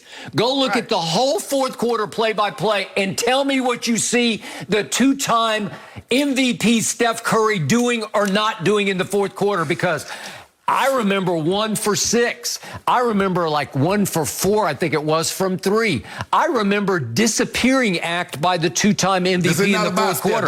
And then I also remember the closing shot. The shot of shots was made by Kyrie Irving, not the guy who you want to bet your life on. Hold on. But what about them when they were down? He hit a 3. He got fouled on the. You forget that he hit a 3, got fouled on the 3, and made a layup. You forget about that to tie the ball game. Don't do that, Skip. Hey, all I know is if we're... the block. Yeah, the block. The most overrated block in the history of blocks. So my point to you is, if we're talking about game for your life, one game, not a shot. If you can take it over in the first 3 quarters, I'll go with LeBron. But if we need a closer and a scorer, if we need the ultimate playmaker, the ultimate weapon from mid-range, it's Kevin bleeping Durant. He's the best player on the planet, and we just got to see it right before our very eyes. He won his 3rd straight gold medal by averaging 30 points in 3 gold medal games, albeit in the Olympics, when you question whether he could bring home the gold. Am I right? Man, Skip, that was the 4th international competition, including the FIBA World Championship back in 2012, in which he was the clear-cut MVP. Gold medal for your life. What did we just see down the stretch? Dame goes to the free throw line to ice it. Clank, clank. Kevin says, next possession, he runs to the basketball as they're inbounding and says, give me the ball, because he wanted to get fouled. He wanted to go march to the other end and shoot those free throws, and he goes swish, swish, game over. You want to talk about clutch? He made the clutch shot of the year in this year's playoffs and had a 1/10 of an inch of a sneaker on the line. He had a toe on the line and made one of the great clutch shots in the history of this league.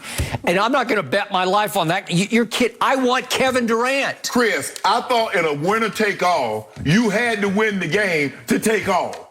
It don't say anything about a toe on the line or having 48. But see, you know the problem I have with him, Chris, is that he keeps talking about that Game 6. But he won't tell the people, he have yet to tell the people, the Spurs were up by 10 at the start of the fourth quarter. And LeBron James went 7 of 10 from the field and had 16 points and assisted on 6 other points. So 22 of the 30 points that they scored to track them down is that LeBron was in. And LeBron took Tim Duncan. Oh, so back in that age, it was so long ago, they only played 42-minute games? You keep talking about the 3 minutes. Go look at the play-by-play. The last 3 minutes. Well, go look. I dare you to. Look at the play-by-play and look at 7 of 10, 16 points. By the way, I hate to go ahead, Chris. Go ahead. Well, I was going to say, look, you talking about buzzer beaters. First of all, Kevin Durant's feet have been that big his whole life. Yeah. So he knew. He got to prepare. My feet, those feet didn't grow in between quarters. It's a back up a little bit, all right? But beyond that, beyond game over. The Bucks are eliminated. If he just doesn't get that giant old sneaker, but hold on, back, it's over. The Bucks aren't the champs. We're having a different conversation. He made the shot. All right, just because. Look, I don't want to beat the proverbial. Go ahead. Go ahead, Chris. Well, I'm just going to say nobody in their right mind would argue LeBron's a better shooter than Durant or as good as Durant. However, when we talk about buzzer beaters, LeBron has 7 game-winning buzzer beaters in his career. Kevin Durant only has 3. All right, so Durant's a better shooter, no doubt. But LeBron, that speaks to the moment that we're talking about. Game on the line, winner take all. And LeBron has proven, I'll give you, if he was the best player in Miami, but D-Wade was the leader of that team. I'll give you that. But LeBron has proven he can lead teams to championships. Cleveland, the Lakers.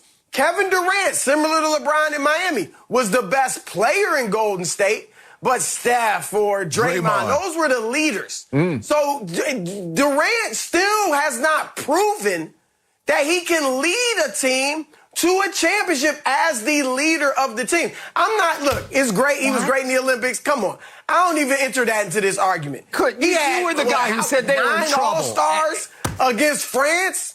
You said after the 2 exhibition losses to Nigeria and Australia, you said they're in big trouble. You went to an 8 on a scale of 10. That's not what Chris is saying. Chris is not saying he wasn't the best players on the team. He said he wasn't the leader of those teams. They're two separate, different things. You know what? He just leads by example. The whole Golden State team begged him. They flew all the way out onto the tip of Long Island to beg him and come save them. Well, why was he available to beg?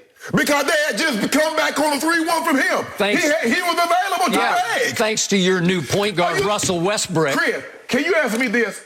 How was Russ the liability when they lost the 3-1 lead, but he wasn't a liability that helped them get the 3-1 lead? He only became an issue once they lost the 3-1 lead. But in the process of getting that, everything was peaches and cream. Okay.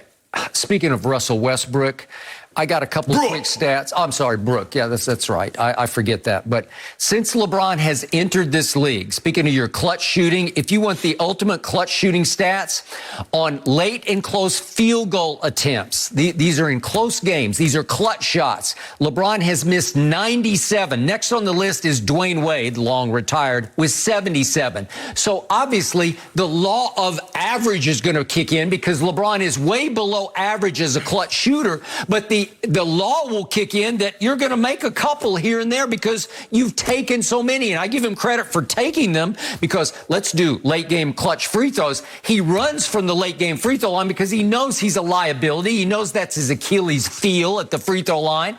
And what has he done? He's missed 16 late and close free throws since he entered the league. Next on the list is a guy we're about to talk about in the next topic, J.R. Smith with 8.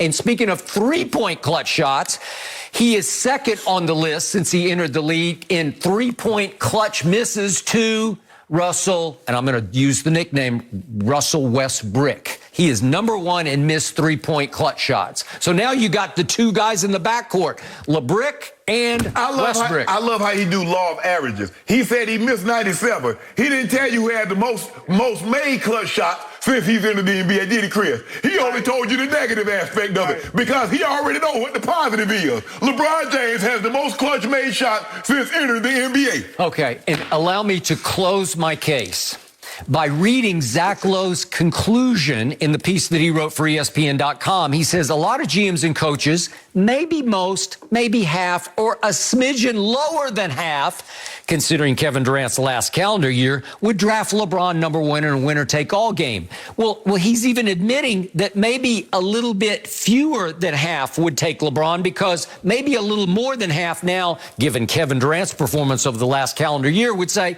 I want Kevin Durant. So you both lose. You're disqualified because he's acknowledging it's actually slightly Kevin Durant over LeBron James. End of story. Maybe. Next question. He said maybe, Skip. You just disregarding the first 2 clauses or whatever those were before that point. Smidgen lower. But he said most would take LeBron, maybe a little more than half, then maybe a smidge under. You know what? Come on. The still truth LeBron. is, Chris, they'd all take Kevin Durant. Here's the thing. Why is this even a discussion about taking a guy going into year 19 for a winner-take-all game? That's a good question. Name a time in history good question. that we've ever had a guy. We've had, and I mentioned 2 guys, Kareem Abdul-Jabbar and Karl Malone. When in year 19, in a winner-take-all game, would anybody say they would have even been in the conversation? Absolutely not. Although, if we're talking football, I'm taking the 44-year-old in Tampa. Football. We talking basketball. Well, I just brought it up. No, but you try to no. What you try to do is you try to take it away from my guy. Well, I just did. I just completely overshadowed your guy. But the general managers and the coaches, they want him. That's not what this says. All right. No mercy.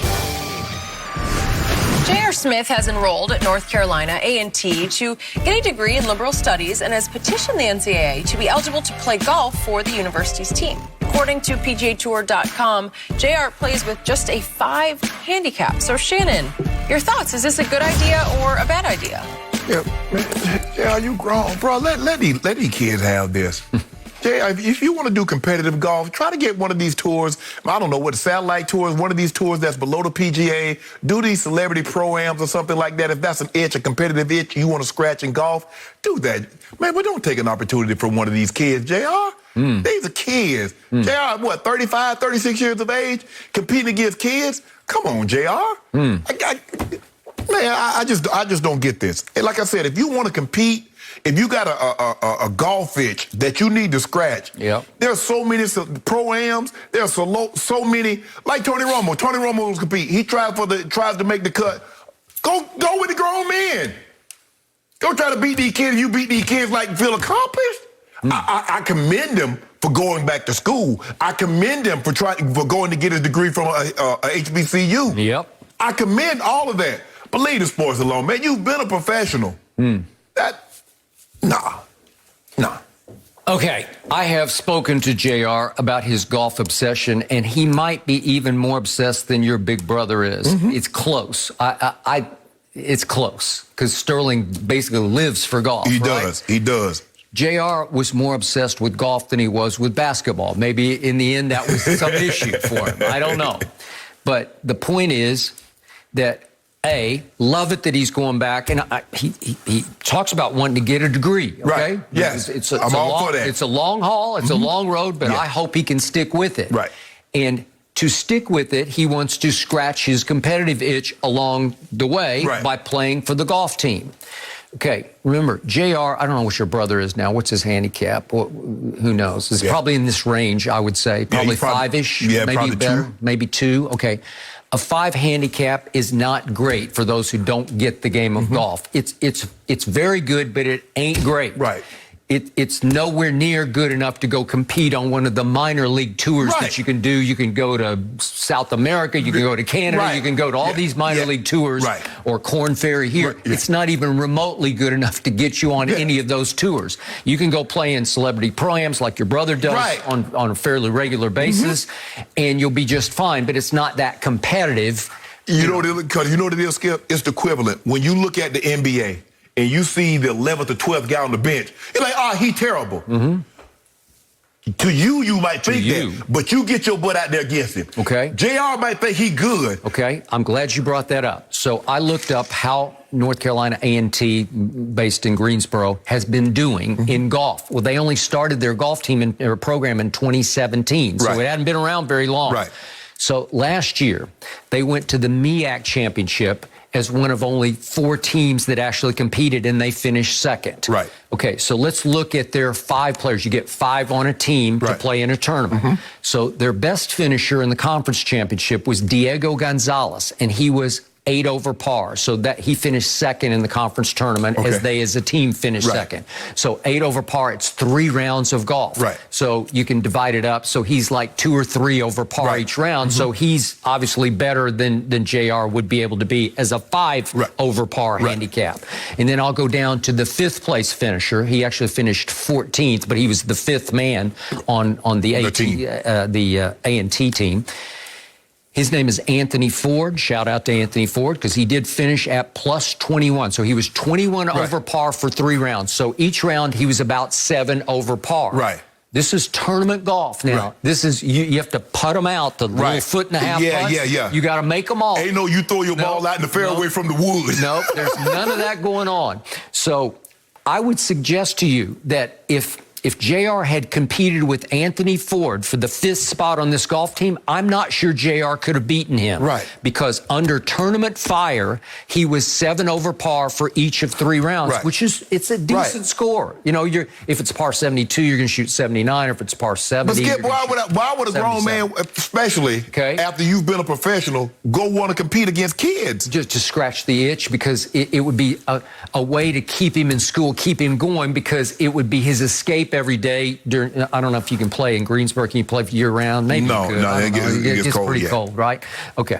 So the point is, he would have that to look forward to keep him going through school. And I get that part of it. If you told me that JR was scratch, as they say, if he were a par shooting player and he could actually help this golf team, to your point, okay, he's going to take a kid's spot, but maybe the school would say, well, we want him to help us win they're going to join the Big South conference next year. So Big South, and it's 10 deep, so it's going to be a more difficult golf tournament, probably, right? And they probably have kids that they probably had their programs up and running for 10, 15, 20 years. Maybe more. That is correct. So if you could argue that the school would say, JR could help us win the Big South Championship next year, then maybe you'd say, okay, that works. You know, that will be a point of pride for the school. I don't think he's good enough. I'm not sure he can make the golf team. It's no slam dunk that he could beat out the fifth man of the 5 starters that play in golf tournaments, right? Right. I don't know if he could beat Anthony Ford head-to-head when you're putting them all out. Right. Especially, like you said, over 3 days, playing back-to-back. It's a whole different world than a game. Yeah. Yeah, but I don't even get, like I said, I commend him for going back to school, because ain't no way I could have gone back to school. I went back to school after my first year in Denver to finish up my degree. There's no way I could have gone back to college in my 30s. To sit in class, but my attention span is not what it needs to be. And then I'm thinking about, hold on, JR's made $90 million. What am I going to do with this degree? Just to hang it on my wall to say I got it? And speaking of attention spans, JR is known to have a short one during basketball games, right? Brothers in an actual game. And forgot that, there was 4 seconds on the clock and he just grabbed the ball. Well, LeBron should have just taken the shot. Take the shot, LeBron. You got the shot. Why you got to take it? You just said JR had a short attention span. And somehow you flipped it like it was LeBron's fault. You brought it up. I didn't. Oh, my goodness. But Skip, look, like I said, they should have invited. JR could have gotten invited to Tahoe to get around some of those guys, and we could see we could see what he got. Listen, he's not in Tony Romo's league as a No. John Smoltz or Steph. Smoltz is really good. Smoltz is really good. Steph is really good. Yeah. Steph is much better than this. Yeah. Oh, yeah. Okay. My brother's much better than JR. Okay. All right. I'll buy that. Yeah, but I still applaud him for the school part of it. Yeah, absolutely. I commend him to go back. Okay. I couldn't do it. I ain't gonna even sit here and tell nobody to go back. I couldn't do it. Not in my 30s. Well, you did do it. I did, Skip. But I knew I needed to go back right away, and it was hard then. But Skip, I was only like 12, 13, like 20 hours short. So I divided up, 2 quarters, and boom, I've knocked it out 10 and 10. Okay. But to go back and to start from scratch, because JR went straight from high school, Skip. I know. You got to go 4 years. Please. I don't know if I can do that either. I do like to picture you, Shannon, in class, though. Have my briefcase. Had a briefcase. Why didn't you graduate on time? For the occasion. Skip. Don't tell me you were playing football. No. I started out in developmental studies. Okay. So I had to catch up, Skip. But I was too, think about it. My first year, none of the classes I took went towards graduation. So basically, Why not? Because I was in developmental studies. They don't go towards graduation. Okay. You got to get up out of there to get credits that count. So I got up out of there, Skip. Okay. And then it was 2 quarters short. Was on the dean's list, on the honor roll. I'm impressed that you finished it while you were playing pro football. Yeah. It's impressive. Man, I couldn't count on that little 60 grand I made my first year. I ain't no Skip, No mercy. Tonight, we have one of the most anticipated regular season baseball games ever. Here's our latest look at the cornfields of Iowa, where the Yankees and White Sox will play. It's the site of one of the best baseball movies ever, Field of Dreams. I cannot wait to watch this. So many memories as a kid watching this one. Shannon, what is Field of Dreams? I have so many memories as a kid growing up playing. I was talking about it yesterday, Skip. Man, my brother, we got a million miles of running in the cornfield. But I want to see Aaron Judge hit one of these balls in the cornfield. Skip, you remember Barry Bonds used to hit the ball in McCovey Cove? And every once in a while, it seemed like every home run Barry Bonds hit went in McCovey Cove. I really want to see somebody hit a baseball, because we used to play and we used to hit the ball into the cornfield. Okay. But I want to see a professional baseball player hit a ball into the cornfield like we used to do when we were growing up. Okay. I'll buy that. I'll be on the edge of my seat. So here's my story about the movie Field of Dreams, which came out in May of 1989. A couple of days after it opened, I happened to be talking to George W. Bush, who was then the owner and operator of the Texas Rangers. He was 42 years of age, and 6 months before that, his father, George H.W. Bush, had become president of the United States. And obviously, George W. eventually would also become president. I just happened to mention the movie. Have you seen Field of Dreams? And he said, I saw it on opening night.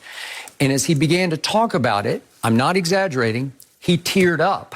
And he choked up because he said his fondest memory of his father was playing catch with H.W. in the backyard. And remember, H.W. was the first baseman for Yale's baseball team, so he played at a fairly high collegiate level. Right. And yet, young George said, my fondest memory is just playing catch with my father in the backyard. And I think a lot of fathers and sons have that field of dreams kind of memory. Yes. So that touched my heart. I wrote about it, and I think the column won a couple of awards thanks to George W. Bush. Oh, look at those Bayless. Well, he did it. I didn't. Oh, you got an octopus because you just pat yourself on the back left and right. No, I'm patting him on the back because, listen, I liked him as the owner and operator of the Rangers. He was very good at what he did. He was always a great interview for me. And then he took a beating when he was president, as every president does, right? Yeah. Don't get that job if you ever want to be liked again. Yep, that is true. Don't get that job. Yep. That's a cool story, though. That is a cool story. And I'm with you. Let's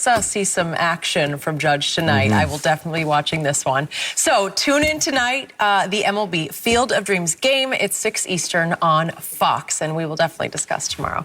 Tonight, we'll get our first look at Mac Jones as well in a Patriots uniform as they face off against the Washington football team, and we might be in for a treat. Cam Newton is currently the Pats starter, but Pro Bowl offensive lineman Trent Brown said Jones can be, quote, special. So, Shannon, is it fair to Cam for Trent Brown to say this? Yeah.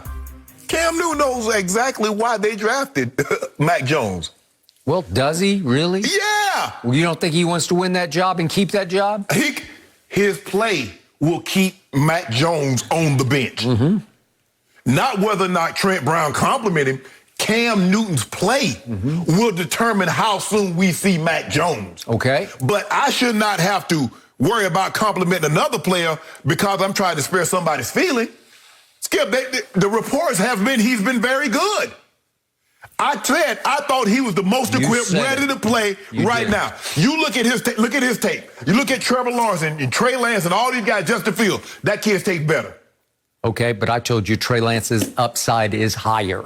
It might turn out to be. He's never going to be any faster than what he is. As a matter of fact, as the years go by, he's going to get slower. Probably. But Skip, he can flat out throw the ball. His timing, his accuracy is unmatched by anybody that came out in the draft with him. And so he can be that good. And that's what, and you can, Skip, when you play this game, you can see the guys that come in, you like, okay, he's special. I said about Clinton Portis. I'm watching him after about the third day of practice. I said, he's good. He's special. He's special. And I tell people all the time, whatever you saw Terrell Davis do, if Clinton Portis would have been serious, Clinton Portis would be in the Hall of Fame. Okay. Skip, he was that good. Okay. I'm not saying Mac Jones is going to be in the Hall of Fame, Skip, but what I saw in Alabama, and I see his rhythm and his timing, he has a chance to be really good. He was throwing to a track team of receivers, a whole bunch of first-round picks. Hell, all of them did that. Ohio State got a track team. Look at all those receivers they got going in the first round. It wasn't Trevor Lawrence was throwing the scrubs either, Skip. So, back to Trent Brown. He's in his 7th year in this league. He's the right tackle for New England. His opinion carries some weight because he is a veteran and he weighs about 380 pounds at 6 feet 8 inches tall. So I'm going to give you a weighted opinion from him because he's been in San Francisco and now Las Vegas with the Raiders. And this is his second stint in New England. He's only had success in New England. That is correct. And I will give you that the Patriots got shamed last year by Tampa Bay because it was hard to stomach and swallow that Brady went down there and flat out in a pandemic, he goes and wins another Super Bowl. So there's a desperation that is setting in. We got to find the next Tom Brady. But I thought Trent Brown was not fair to Cam because I don't know if you need to say it this early. He could be special. He could be, though, Skip. Okay, I got it. But Cam has been special in this league. In 2015, he was the MVP of this league, and I'm pretty sure he's going to be the starter this year. Guess what, Skip? In order for him to keep that job, he's going to need to be special again. Okay, I got it. But I just thought that Trent Brown would protect the incumbent, the incoming starting quarterback, Cam Newton, a little better than to go ahead and bless this kid with the special tag. That's a big tag to have to live up to, right? Well, I mean, Skip, like I said, from what I've been reading, hearing Mike Reese comment about him, says he looked very good in practice. And I've read a couple reports we struggle a little bit, like they all do. Yeah. Okay. Oh yeah, Skip is a real rookie. He gonna be Peyton Manning. won 5 MVPs. He threw like 28 interceptions his rookie year. I got it. But Cam had some special moments. That game at Seattle last year. Oh, yeah. Even Buffalo. Yeah, it was special. Yes. It was special. It was like vintage Cam. Yes. And then he had some atrocious some stinkers, games. Some games where he didn't get 100 yards. Yep. We saw him against the Broncos. But I think the thing is, Skip, Cam Newton's play is going to determine how soon and how much we see of Mac Jones. If he plays, because I don't believe he'll have, pardon the expression, the cliche, I don't believe he's going to have as long a leash this year as he had last year because Stiddy and Hoyer. Yeah. But you take a guy with the 15th pick in the draft. Yeah. He wasn't the first overall pick, and he fell to them, but he was a first-round pick. He was a first-round pick. And so I'm hearing in your voice he's going to play sooner than later. It all depends on Cam. Okay. If Cam gives us more of the Seattle, Buffalo-type games, he'll play. But here's the thing, Skip. It's not so much what does Miami do? What does Buffalo do? Okay, the Patriots get off to 2-3. Miami is 5, Buffalo's 5-0. Miami is 4-1. You think Coach Belichick gonna sit back like, That's a good point. What everyone else is doing and how they start. All right, guys. Cam understands this business. No mercy. LeBron has never been shy sharing his off-season workouts on Instagram, but this latest one got social media buzzing. LeBron posted a video of him balancing on an exercise ball for a minute straight at the end of one of his sessions. Shannon, are you impressed? How impressive is this? Yeah, because as someone that used to do a lot of work on the ball, it's harder than you think. It requires a lot of core strength, and I was always a little bit more cautious with LeBron, Skip, because I had some cushions in just in case I slipped out that ball. I don't know if I'd have been right there by the weight rack in case I fall, Skip. I wanted something soft to cushion me. But I don't have a problem with LeBron posting these. Like a lot of guys, you see a lot of guys now, more and more guys are posting their workout. I know Dame posts some of his boxing videos, some of his working out. Tom does some of his beach workouts and some of the things. So I don't really have a problem with it. I think this is a lot harder. People are like, oh, he's just standing on a ball. Okay, they have those balls at your local gym. Hop up on one and see how easy it is. I will concur. It is highly impressive because it is very difficult to sustain it for a long minute. It seems like an hour. Yes. And you have to grit it and grind it psychologically because it is, as you say, that feeling of being very uncomfortable. You are very uncomfortable for the minute. Yes. And he toughed it out, and it's all core strength because you have to come from here, from the middle, to sustain your balance on the ball. So I give you all that. But then I ask, why doesn't LeBron ever post anything about working on his weaknesses? You know, just once, I would love to see this. I'm going to remind everybody that in the last 3 years and for the last 5, LeBron has shot under 70%. He shot in the 60s from the free throw line. Shoot 75 this year. Okay, well, he's not. I'll bet you on it right now because he just... Hold on, he's not going to shoot 75%. No, well, he's been under, for the last 5 years, he's been under 70%. You know what? That's embarrassing, and it's unacceptable for a player of this magnitude because he's obviously one of the greatest players ever, but this is the Achilles heel. This is the one where you go into the offseason and you say, I'm going to defeat that. I would love to see him tweet that he shot 1,000 free throws today and made 80% of them. I would love to see him post a sped-up montage in his backyard just shooting free throws of making 20 We got a gym straight. on our property. 20 straight. Well, wherever they shoot outside sometimes. It looks like they have a gym, like a court in the backyard, right? They do. Okay, just go out there, get Bronny to rebound for you, get anybody to rebound for you, and make 20 in a row. Just show us that you're working on your free throws. He does. Well, does he? Yes. Why didn't he post that? We don't want you to see that. We don't post we don't show you everything. Okay, but the balance ball, I get it, and it's impressive at your stage and age of your career. Yep. But are they going to decide games next year by who can stand the longest on the balance ball in overtime? Is that the new overtime? They got a new summer league overtime, the sudden death. Well, Tom Brady be on the bands. They don't have bands on the football field. But when I see Tom Brady throwing, he's on the beach wherever he is. He's actually throwing the football. No, but it's harder to run and throw in the sand, so right? So it's balance. All that comes from balance, the shots, being on but balance. At least Tom is doing what he does in a game. He is throwing a football accurately, right? That's why he's able to hit that step back. You know that step back that we be talking about that everybody mugs and that thing? Yeah, that takes balance. That's the core to stay on balance. Okay. Why can't the greatest driver of the basketball ever improve his free throw shooting to 80% late in his career. 75 this year, 5 cases. Okay, you've lost 100 cases. I will get 5 of them back this year. Okay, do 5 right now for 75 or better. All they got 75. Okay, 75%. You lost again. There's no way he's going to shoot 75%. What you mean, no way? You've already lost about 5 of those bets to me. Okay. Okay. Thank you. We're moving on. Thank you, LeBron. I appreciate that. I'm glad you're feeling confident. Mm-hmm. Did Damian Lillard add clarity or confusion to his future in Portland? We'll dive into his latest cryptic message next. No mercy. Up there. Thank you, Colin. Guys, Dame Lillard hasn't been shy about voicing his displeasure this offseason, and yesterday took it a step further, posting this message. It reads, "Sometimes you just have to play the role of a fool to fool the fool who thinks they are fooling you." He also added the caption, "Chess, not checkers." Shannon, help me out here. Could you interpret this? No. Please? And I ain't finna rack my brain. All I know, if he's talking about Portland, at the end of this contract, Portland will have paid Damian Lillard $328 million. I want somebody to think I'm a fool, call me a fool, play me for a fool, or think they fooling me with $328 million in my pocket. Okay. I have no idea if Dame wants to get traded. Just go to the organization and say, guys, just move me. Okay, but I get the feeling he doesn't want to get traded, so he keeps trying to shoot down foolish trade rumors that keep being written by foolish reporters, and so he finally gave up and said, I'll just play the fool to fool them. It's a head-scratcher at best, but I think he's saying, I've never said I wanted to be traded. But, Skip, he said that he'll see. Well, we started hearing rumblings. We'll see. It's just hard for me to believe that he's going to finish his career in Portland when he sees all these other guys leaving and winning titles. It's just hard for me to believe that. I understand the loyalty. I want to do it the hard way. I want to do like Giannis. But you see what they went and got Giannis? They went and got Giannis Holiday.